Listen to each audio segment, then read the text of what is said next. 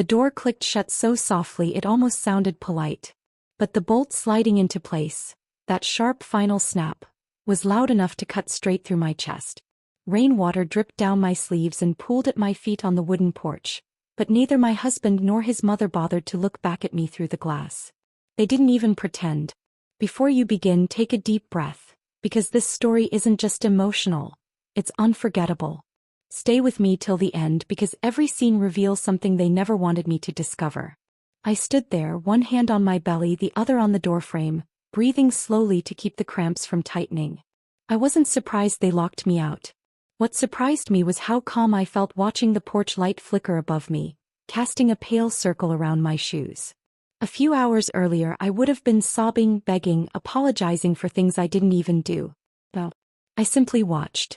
Inside, the kitchen lights glowed warm and golden, a cruel contrast to the cold rain falling in steady sheets around me. My husband's mother moved across the room with the same stiff posture she always used when she wanted to remind me this was her son, her house, her rules, even though the mortgage had both our names on it. She whispered something to him and he nodded, rubbing the back of his neck like he always did when he felt guilty but refused to admit it. He didn't come to the door. He didn't even check if I was all right. He just lowered the blinds. I expected the first sting of betrayal to hit me like a sharp burn, but instead something colder moved through me. It was almost steadying. Maybe because I had already sensed something days ago, something I hadn't told either of them yet.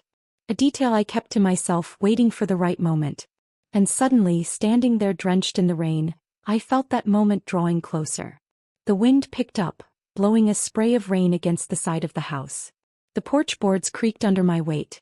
I shifted slowly, one hand gripping the railing for balance. My breath came out in short foggy clouds. It was past 9:30 p.m. I knew because the neighbors' motion-activated lights flicked on across the street, same time every night when their son took the dog out. I wondered briefly what I must look like from a distance. A 69-year-old woman in a thin sweater, soaked through, clutching her stomach while staring at a closed door. Pitiful. But I didn't feel pitiful. I felt something far more precise. It scared me a little, how sharp I suddenly was inside. A car passed on the wet road, tires hissing but didn't slow. No one would. People mind their own business around here, especially after dark. Lightning flashed in the sky, followed by a low grumble of thunder.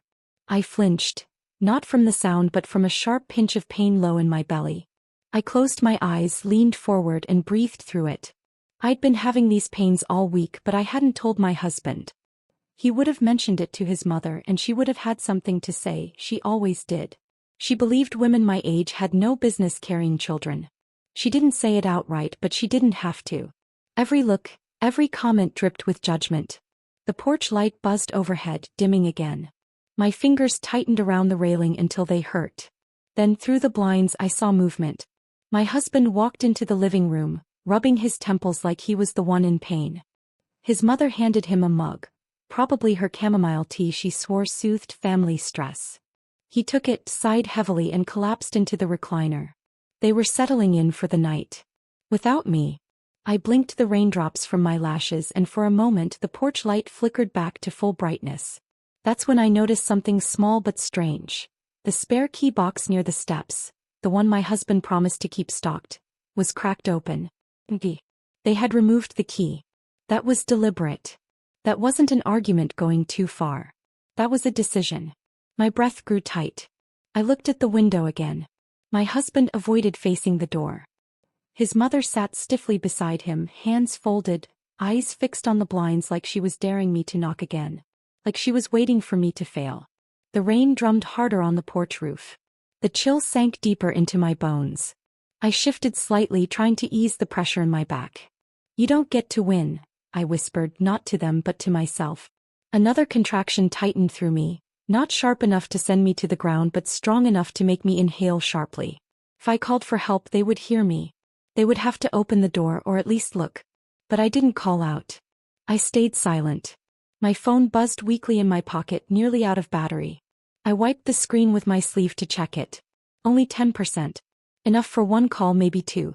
I hesitated, not because I didn't know who to call, but because dialing that number would open a door that had been shut for years. A door my husband's mother had locked long before she ever locked me out of this house. Rain dripped down my wrist. My fingers felt stiff from the cold, but I typed the number anyway. A number I hadn't used in almost a decade. It rang once, twice, then clicked. A voice answered, groggy but alerting instantly when he heard my name. What happened? I swallowed hard. I need help. There was a tight silence on the other end, followed by a controlled, steady exhale. Where are you? At the house, I whispered, glancing through the window at the two people who should have cared about me and didn't. Are you outside? His voice sharpened. Yes. Did they lock you out? A beat. A pause thick enough to feel. Yes. The silence that followed wasn't empty. Crackled with something heavy, anger, disbelief, determination, I couldn't tell. But I felt it. Felt it inch down my spine. Don't move, he said. I'm coming. The line went dead. I lowered the phone, trembling, not from the cold now, but from the knowledge of what I had just set in motion.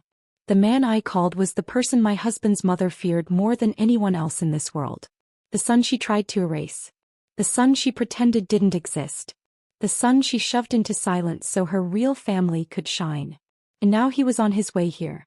I leaned my shoulder against the doorframe for support, the rain pattering around me. Inside, I saw my husband laugh at something his mother said. Puff. As if nothing had happened. As if I was a nuisance to be pushed aside. Another breath tightened painfully in my chest, but I held steady. I wanted to knock. I wanted to scream. I wanted to break the glass. Instead, I closed my eyes and waited. Minutes passed, slow and heavy. My sweater clung to my skin. My hair was plastered to my forehead. My fingers were numb. So I stayed upright. I refused to sit down. I refused to let them look out and see weakness. Headlights appeared at the end of the street. A pickup truck turned onto our road, its engine low and familiar. It slowed near the house, then rolled to a stop by the curb. The driver's door opened and he stepped out, bigger, older, sharper than I remembered. His face was shadowed, but I saw the tightness in his jaw. I saw the storm brewing behind his eyes. He grabbed a jacket from the back seat and walked toward me with long, steady strides.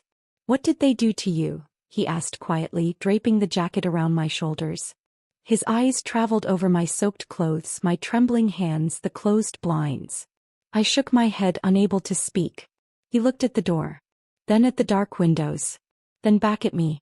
All right, he said, voice low and calm. We'll handle this. Lightning cracked again, illuminating the porch. The porch light flickered one last time, then steadied. He stepped forward and reached for the doorknob. Wait, I whispered, grabbing his sleeve. He looked at me, eyebrows raised. There's something I found earlier, I said quietly. Something they don't know I know. His eyes narrowed. What did you find? I hesitated, the wind howling behind us, rain pouring from the edge of the roof. I'll tell you inside. He turned back to the door, shoulders squared. Then let's go inside. And as he lifted his hand to knock or break, the blinds on the other side shifted. My husband was standing there. Our eyes met through the thin gap. His face went pale. And the doorknob began to turn. The moment the doorknob began to turn, I stepped slightly behind him, not out of fear but out of instinct. I'd never seen my husband look startled by anything. Yet there he was, frozen behind the blinds, eyes wide like he had seen a ghost. And in many ways he had. When the door finally cracked open, only a sliver of his face appeared. His eyes darted from me to the man standing beside me, and his mouth dropped open in a soundless tremor. You, he whispered. His half-brother didn't say a word at first. He simply stepped forward, forcing my husband to open the door wider or get crushed between it and the frame. Rainwater dripped from our clothes onto the hardwood floor. I could smell the sharp mix of wet leaves and the faint scent of burnt cinnamon from the candle my mother-in-law always kept lit in the hallway. My husband backed up a step, arms stiff at his sides. What are you doing here? I could ask you the same thing, his brother said, voice calm but edged with something colder than the night air. But I already got my answer. He looked at me briefly, giving the slightest nod as if to say you're safe now. It was strange, feeling protected by someone I barely knew. But in that moment I trusted him more than I trusted the man I had lived with for years. The living room lights cast a warm glow across the floor, but the air inside the house felt as cold as the porch we had just stepped off. My husband kept glancing toward the hallway behind him as though waiting for his mother to appear. But she didn't. Not yet. His brother stepped inside fully, taking slow, deliberate steps. His boots left small puddles behind, and each one seemed to deepen my husband's panic. I followed him in, closing the door gently, the click sounding far more final than when it had shut me out. My husband swallowed hard. "You didn't have to bring him," he said to me, voice trembling slightly. "I didn't bring him," I replied, stepping out of the wet shoes I had been standing in for nearly an hour. "I called him." The words seemed to carve the air between us. My husband blinked, confused and defensive all at once. "Why? What did you tell him?" "That you locked your pregnant wife outside in the rain," his brother answered for me, moving toward the living room with slow, controlled footsteps. He didn't raise his voice, but every word hit with the weight of a hammer. "And that you didn't care if she stood out there all night." My husband shot me a look, a mixture of fear and disbelief. "You told him that? Why would you?" "You did it," I said simply. "Why shouldn't I tell someone?" He pressed a hand to his forehead, pacing in a small frantic circle near the recliner. "You don't understand. Mother was upset and—" Before he could finish, a softer, sharper sound came from the hallway behind him, the click of slippers. His mother appeared with her arms folded, the candlelight catching the metallic gold trim of her glasses. She froze mid-step the moment she saw who stood in her living room. Her entire face drained of color. "You," she breathed, voice shrinking into a whisper. "You shouldn't be here." Her son, my husband, turned toward her, clearly hoping she would step in, take control, explain something away. But for once she was the one who looked cornered. His brother didn't move toward her. He didn't need to. His presence alone pushed the air tighter. "You look surprised," he said calmly. "Funny. I would have expected a welcome, considering how you said you always wish things ended differently between us." Her eyes flickered just once toward me. Not a kind look. Not a human look. No, it was the same look she gave me when she believed I'd overstepped, like I was furniture that had wandered into the wrong room.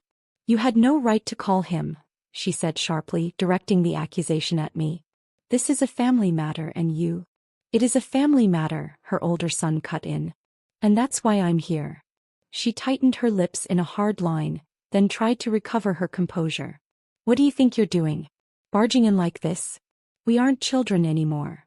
"No," he said, stepping closer until they were 8 feet apart. "But you still treat us the same way you always did. One you favored, one you discarded." Her lips twitched. "That was decades ago," she snapped. "And none of it concerns her." She gestured sharply at me. "Especially now." "Everything concerns her," he said. "Everything you do affects her." She held my gaze for a long, cold moment. It was the kind of stare that didn't blink, didn't soften, didn't hide its message. "You think you've won something. You haven't." But something shifted in me. I didn't look away. She finally broke the eye contact, turning to her older son with rigid shoulders. "What do you want?" she asked. "Answers." He moved toward the couch and set something gently on the coffee table. A slim, worn envelope that looked older than our marriage. I hadn't seen it before. But her reaction told me she recognized it instantly. Her breath hitched. Not enough for my husband to notice, but enough for me. Enough for someone who had been watching her for years. "That's not yours," she said softly. "It was never yours either," he replied. My husband's confusion deepened. "What is that? What's going on?" Neither of them answered him. Instead, his mother reached for the envelope with trembling fingers, but he placed a hand on it first, stopping her. His voice low, calm, dangerous. "Don't." She froze, hand suspended in midair. He slid the envelope toward himself, then looked at me, not meaningfully, not dramatically, but with a quiet confidence that told me I was meant to hear what came next. "Your wife isn't the only one you've tried to erase." My husband took a step back, shaking his head. "Mother, what is he talking about?" His mother didn't answer. She turned away, pacing 2 steps toward the doorway, rubbing her hands together like she was cold. It was the first time I'd seen her rattled. Her older son continued, his voice steady as rain hitting the window.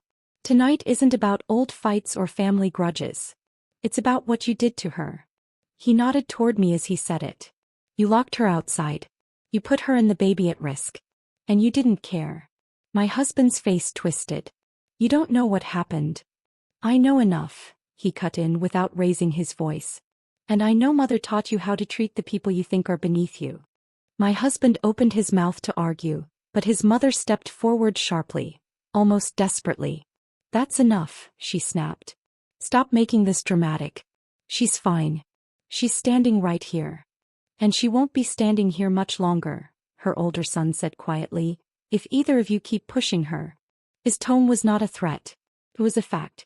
He turned to me then just slightly, his voice softening. You didn't tell me everything. I can see it.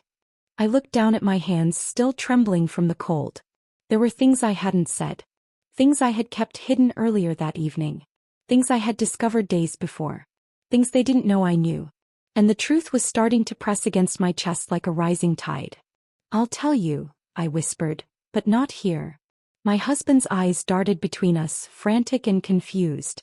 Tell him what? What are you hiding? His mother stepped closer, voice tight with panic. What did you find? I didn't answer. His brother moved to stand beside me, a quiet shield, steady and unshakable. He looked at them both, voice colder than before. Whatever she knows, he said, you're going to hear it. But not tonight. Not on your terms. He reached for my arm gently. Let's go, he said. And for the first time in years I didn't ask permission. I didn't explain myself. I didn't look back. I walked out of that house with him beside me, leaving the two of them standing in their warm living room, staring at the open door like they knew their world was beginning to crack. The rain hit my face again as we stepped onto the porch, but it didn't feel cold anymore. It felt like clarity. The clarity I felt on the porch lasted only a moment. Because before I could take another breath, the front door behind us swung open again. Not cautiously this time, not with hesitation, but with a frantic, almost desperate force that made both of us turn. My husband stood in the doorway, one hand pressed to the frame as if the house itself were suddenly unsteady beneath him. Rain blew in past his shoulders, scattering across the hallway tile behind him. He didn't seem to notice. His eyes were fixed entirely on me. Don't leave, he blurted, voice raw in a way I hadn't heard in years. Not remorseful, fearful. His brother shifted slightly, placing himself a half step closer to me without blocking my path. It wasn't a gesture of possession or control. It was instinct, quiet and protective. My husband's gaze flicked to him, then back to me. Please, just come inside for a second. We need to talk. There was something different in his tone, an edge I couldn't name yet. Not guilt, not love, not anger. Something else creeping around the edges. Something uneasy. I didn't move. Talk about what? He swallowed, his Adam's apple bobbing. Just come inside. Please. The word please sounded foreign on his tongue. His brother exhaled softly, voice steady. If she goes inside, I go with her. My husband didn't argue. That alone made my stomach tighten. He stepped back without another word, the door wide open, waiting. Inside, the warm air hit my damp skin immediately, raising goosebumps along my arms. The house smelled faintly of the cinnamon candle his mother kept burning, mixed now with something sharper, something metallic like fear. As I entered the living room, I noticed tiny details I had somehow missed earlier. The blanket on the couch folded too neatly, the way the remote control sat perfectly aligned on the table, the faint tremor in the curtain where his mother had been watching us. She wasn't on the couch anymore. She wasn't in the hallway either. Where is she? I asked. My husband flinched just slightly. In her room. His brother raised an eyebrow. Hiding. My husband bristled. She's overwhelmed. She didn't expect. Me? His brother interrupted. No. She didn't. The tension stretched thin across the room like a rope pulled too tight. Rain tapped against the windows in a steady rhythm, a reminder of the chaos outside that strangely made the stillness inside even heavier. My husband gestured toward the couch. Please, sit. Both of you. I remained standing. Just tell me what this is about. His brother stayed close enough for me to feel his presence but not close enough to crowd me. His mother's voice suddenly drifted faintly from down the hall. A low muttering, frantic and uneven, like she was talking to herself or rummaging through something. My husband's eyes darted toward the hallway. His fingers began tapping restlessly against the side of his leg. Something was wrong. Something deeper than embarrassment or guilt. He turned back to me, took a breath and said quietly, "You weren't supposed to see it." My heart thudded once, heavy and cold. He didn't look angry. He looked scared. See what? I asked calmly. He opened his mouth, then closed it again, unable to form the words. His brother crossed his arms slowly, watching him like someone observing an animal cornered in its own trap. My husband scrubbed a hand over his face. Look, he whispered, stepping closer to me. Whatever you think you found, you're misunderstanding it, all right? It's not what it looked like. The room felt smaller. The lights felt too bright. The air felt thick. My husband was hiding something, yes, but he wasn't the only one. Because down the hall, I heard the soft click of his mother's bedroom door closing, followed by the faint scraping sound of something being dragged across the floor. His brother noticed it too. His jaw tightened. What's she doing? He asked. My husband's eyes widened a little too much. Nothing. She's just getting ready for bed. At that hour, after everything, well, she was doing something intentional. Something secret. My husband took another step toward me. Can we talk alone? He asked, voice low. No, his brother said before I could respond. My husband snapped his head toward him. I wasn't asking you. Well, I wasn't asking permission, his brother replied calmly. Their eyes locked, one filled with panic, the other with cold certainty. The difference between them had never been clearer. One lived his life bending under his mother's control. The other had been shaped by breaking free from it. I placed a hand on my belly, instinctively protective. Say whatever you need to say, I told my husband, right here. He hesitated, then turned away from us, facing the living room wall for a long, strained moment before speaking again. She told me not to show you, he said finally. She said it would complicate things. I exchanged a look with his brother. Not anger, not shock. Confirmation. The envelope he brought wasn't the only secret in the house tonight. My husband turned around slowly. His face had lost its color. His lower lip trembled just once. There are papers, he whispered. Papers you weren't supposed to see. My pulse kicked harder. Papers. Documents. Was this connected to what I had discovered earlier that week? The thing I hadn't told either of them? What papers? I asked. He shook his head, eyes darting toward the hallway again. She'll be furious if... His brother stepped forward, voice low. You're an adult. Speak for yourself. My husband swallowed. His eyes finally landed on me with something like surrender. It's about the house, he said quietly.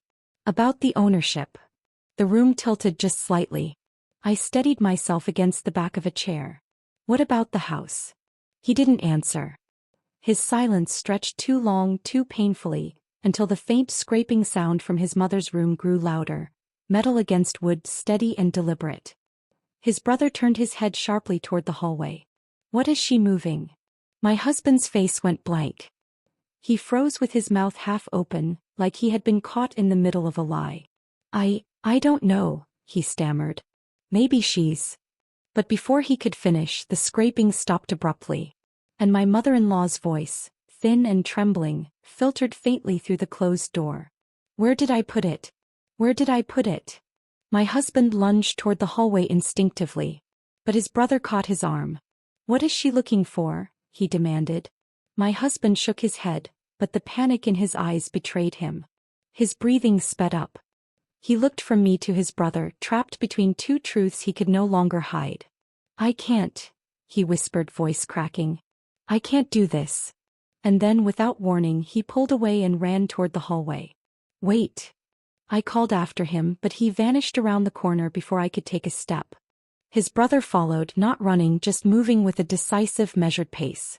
I hurried after them, holding onto the wall for balance when another tightening gripped my abdomen, not sharp but insistent, reminding me of the weight I carried. The hallway was dimmer than the living room. The carpet muffled our footsteps. At the end, my husband stood in front of his mother's door, one hand hovering over the knob as if he wasn't sure whether to open it or knock.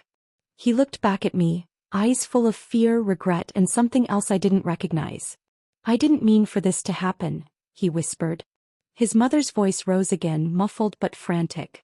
It's gone. It's gone. Where is it? My husband squeezed his eyes shut. She's looking for the papers, he whispered. She thinks I hid them. His brother stepped beside him, jaw clenched, voice ice cold. "What papers?" he asked again. My husband turned to face the door. His hand trembled as he reached for the knob. And just as his fingers brushed the metal, the door jerked open from the inside. His mother stood in the doorway, her hair disheveled, her glasses crooked, her chest rising and falling in quick, shallow breaths. She clutched a crumpled folder in one hand, thin, worn, and unmistakably familiar. Her eyes locked on mine. "You weren't supposed to see this," she whispered. And before any of us could speak, she took a step back into her room and slammed the door shut. The sound of her door slamming echoed down the hallway like a warning shot. For a moment none of us moved. The air felt thick as if the walls themselves were bracing for what came next. My husband stood closest to the door, his hands still suspended mid-air, frozen in the gesture he'd begun before she shut herself away. His fingers hovered there uselessly, trembling ever so slightly. His brother was the first to break the silence. He stepped forward, not rushing, not barging in, just closing the distance with the slow, deliberate confidence of someone who had spent a lifetime studying that door from the outside. His presence alone made the hallway feel narrower. "What is she hiding?" he asked quietly. His voice wasn't loud, but it cut through my husband's panic like a cold blade. My husband lowered his hand finally, rubbing his palm against his shirt as though trying to wipe something off. He wouldn't look at either of us. "I don't know," he murmured. It was a lie. A soft one, but a lie nonetheless. His brother didn't push. Not yet. He simply shifted his stance so he was no longer blocking the hallway, but also not allowing my husband to escape down it. I could see the tension in my husband's shoulders. A rigid discomfort that had nothing to do with the rain soaking his shirt sleeves and everything to do with the folder in his mother's hands. A quiet thump sounded from behind her door. Something being placed on the floor. Or pushed aside. "What is she doing in there?" I asked. He swallowed hard. "Looking for something." His brother's eyes narrowed. "Something she doesn't want you to have." Another thump. Then a long, dragging sound, like a drawer being pulled out of an overloaded cabinet. Then silence again. My husband exhaled shakily. "She's not well." It was the kind of sentence meant to shut down a conversation, to redirect sympathy, to summon old loyalties. But it didn't work this time. His brother didn't flinch. Neither did I. "She seemed well enough to lock your wife outside," his brother said calmly. That struck deeper than any shout would have. My husband flinched like he'd been slapped. He pressed both hands to his forehead, pacing a small, confined circle. "I didn't mean," he began. His brother cut him off. "You never mean it. That's the problem." My husband stopped moving. I watched him, taking in every detail. The wet line of hair stuck to his temple, the faint sheen in his eyes, the way his jaw worked nervously as if he were chewing on all the excuses he'd once gotten away with. But he wasn't getting away with anything tonight. A softer sound emerged from the bedroom, paper rustling, hurried and panicked. I stepped closer to the door, my heartbeat picking up. "What does she think she lost?" My husband closed his eyes, shoulders visibly sinking. "Papers," he whispered. His brother's gaze sharpened. "What kind of papers?" My husband didn't answer immediately. He stared at the bedroom door as though it might swallow him if he blinked. Then slowly he turned to me. "About the house," he said quietly. "About everything." My throat tightened. I had suspected as much, but hearing it confirmed made my pulse stumble. I thought about the spare key box outside. Emptied. The blinds lowered too quickly. The panic in his mother's voice. The way he flinched when I mentioned what I had found. His brother took a step closer to him. "What did she do?" My husband lifted a hand as if trying to fend off the question. "It's complicated." His brother didn't retreat. "Uncomplicate it." My husband's breath hitched. His eyes darted between us, and for the first time I saw something beneath his panic. Guilt. Heavy, suffocating guilt that clung to him like smoke. "She changed things," he said finally. "Without telling anyone. Without telling me." His brother stared at him, the hallway light casting a sharp angle across his face. "Changed what?" The answer didn't come from my husband. It came from inside the bedroom. A loud crash. A drawer hitting the floor. We all jolted. My husband lunged forward instinctively, reaching for the knob. But his brother placed a firm hand on his shoulder, stopping him with controlled strength. "Let her come out," his brother said quietly. My husband hesitated, his chest rising and falling too fast. He looked at me as though hoping I would intervene, tell his brother to ease up, to give him space. But I stayed still. Firm. Cold inside. No more bending. No more smoothing things over. No more pretending. Another rustle from inside. Then the muffled sound of paper tearing, deliberate, frantic. His brother's jaw clenched. She's destroying something. My husband shook his head violently. No, she wouldn't do that. She's just trying to find something she took, I said softly. He froze. The three of us stood in silence, listening to the frantic movements behind the door. The sound of paper tearing again, faster this time. Then a breathless whisper, her voice sharp and terrified. Where is it? Where is it? My husband made a strangled sound low in his throat. I should go in. His brother stepped in front of him, blocking the door with his body. Not until you explain what she's afraid of. My husband ran a shaking hand through his hair. His eyes were glassy now, not from tears, but from the pressure of a truth he could no longer contain. She changed ownership documents, he whispered. Months ago. Maybe longer. My breath caught. The house. The savings. Maybe more. His brother tilted his head, watching him closely. Changed how? My husband didn't answer. Because at that exact moment the door flew open. His mother stood there, wild-eyed, hair tangled, clutching the torn remains of a folder. Scraps of paper clung to her wrists. Her glasses were askew, her breathing ragged. She looked like someone who had been running a losing race inside her own room. Her eyes locked onto her older son first, the one she had pretended didn't exist. You, she hissed, voice cracking. He didn't move. Then she turned to my husband, pointing the torn folder at him. You told her, she shrieked. You told her what I did. My husband stumbled backward, hands raised as if to block her fury. I didn't, I swear I didn't. She rounded on me next. Her lips tightened, her chest heaving. This was supposed to be simple, she spat. Clean. Quiet. And you, she jabbed the torn folder toward me. You ruined everything. Her words should have stung. They didn't. They confirmed everything. I stepped forward, meeting her eyes. What did you do? I asked softly. She blinked. The question cut through her frenzy like ice. Her older son asked again, voice lower, colder, steadier. What did you change? She stared at the two of us, me and the son she had thrown away, and her mouth twitched with a hatred so old it looked like it had carved itself into her bones. You don't get to know, she whispered. Then she threw the torn papers down the hallway like confetti of destruction. Bits of signatures. Edges of seals. Fragments of legal text. They fluttered around our feet, scattering across the carpet. My husband dropped to his knees instinctively, hands trembling as he tried to gather the pieces. Mother, he whispered, voice breaking. What did you do? She didn't answer him. She backed into her room and reached for something on her nightstand. Something small, dark, and rectangular. A locked metal box. My husband froze mid-reach. His brother tensed beside me. The room stilled. She clutched the metal box to her chest like a shield and snarled, "This is all that matters now." And then, without a single word more, she slammed the door again. The slam of her door vibrated through the hallway, settling somewhere deep in my chest. Not as fear, not anymore, but as confirmation. Whatever she had locked inside that metal box was big enough to terrify even her, and that realization steadied me more than anything else had tonight. My husband stood frozen in front of the closed door, one hand hovering uselessly in the air. His brother took a slow breath beside me, the kind meant to steady a rising storm. I could feel the shift in him. He wasn't just here to protect me anymore. He was here to finish something he had waited decades to begin. Another muffled noise rattled from inside the room. A drawer sliding, a frantic shuffle of papers. Then silence. My husband swallowed hard. "She won't come out again," he whispered, voice small.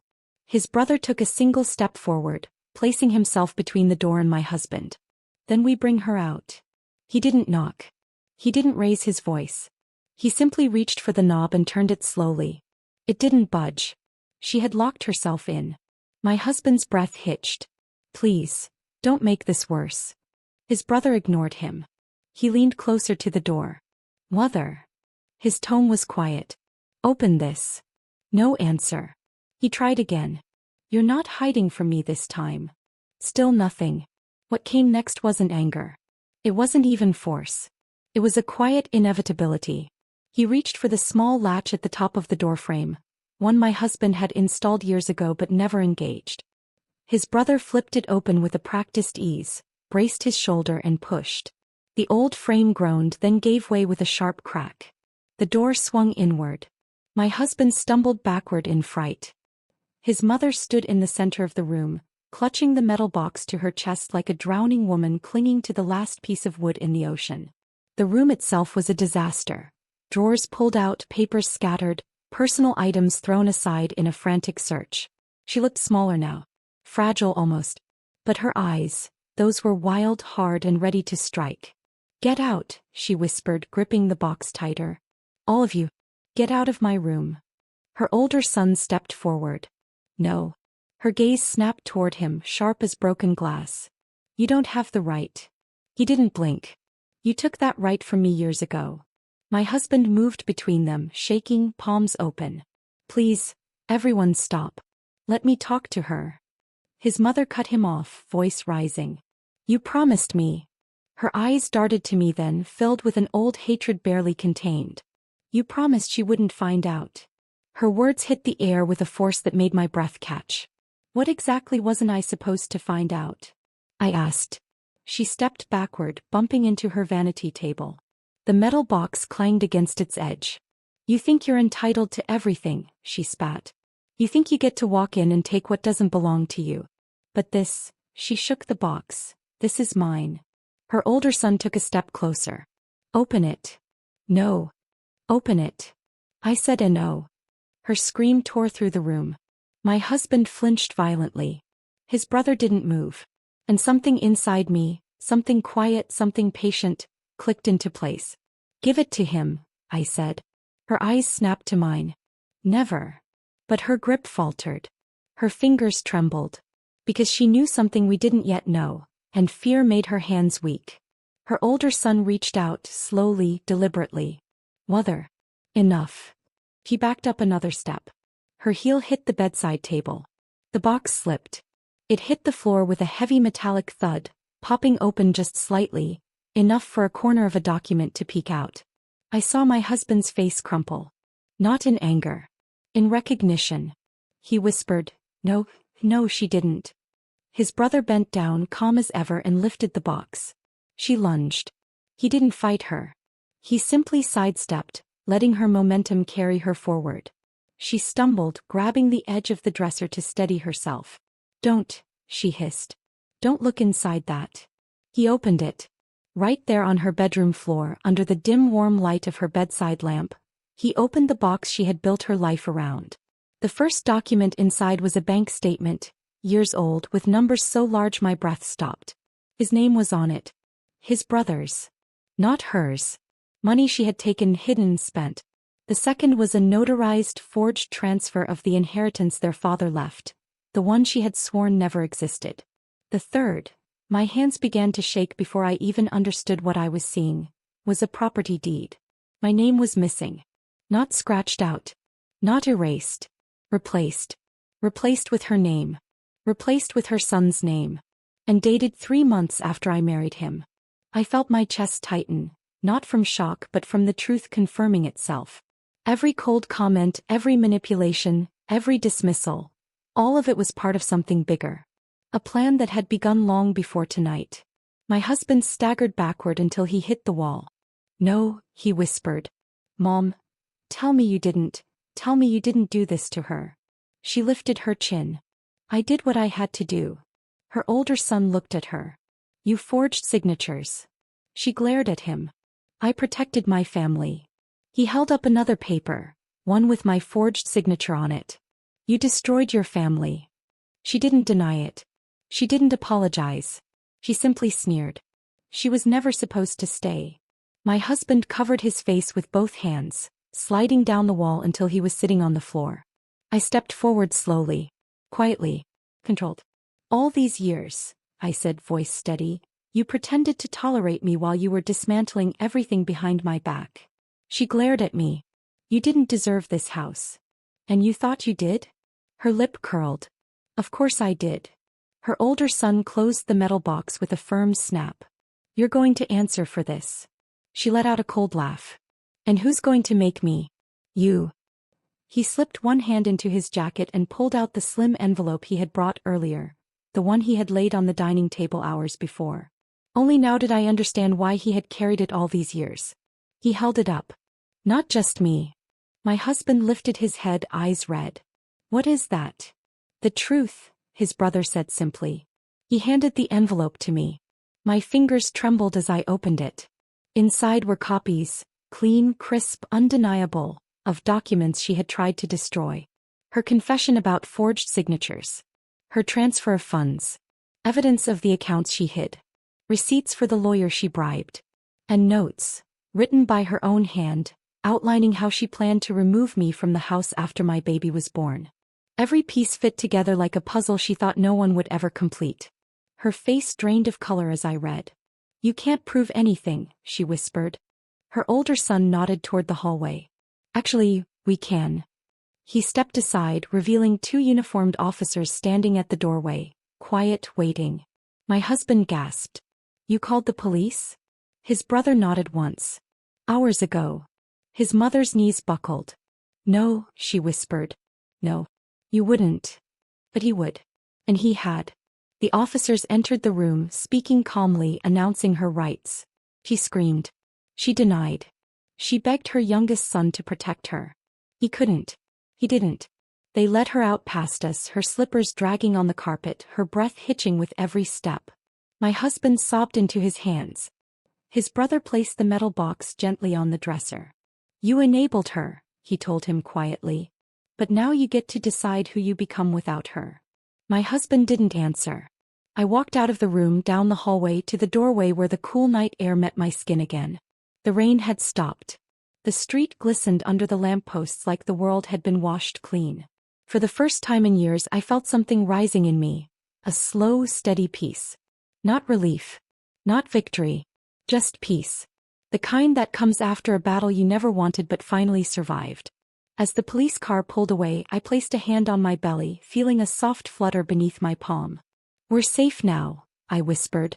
And as I stepped off the porch, I knew the truth as clearly as the night itself. Her family had fallen apart. I was finally whole.